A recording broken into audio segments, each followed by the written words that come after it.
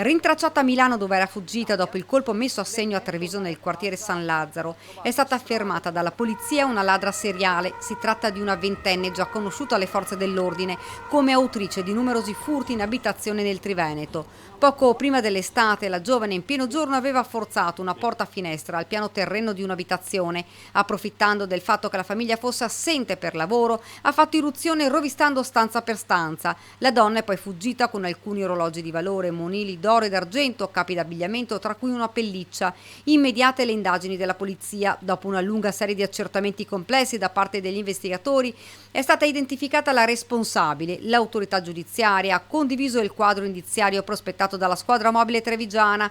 Nei confronti della ventenne è stata emessa un'ordinanza di divieto di dimora nell'intera provincia di Treviso. Non solo, ma è stata bloccata dai poliziotti della questura di Milano mentre stava tentando di mettere a segno l'ennesimo furto in abitazione.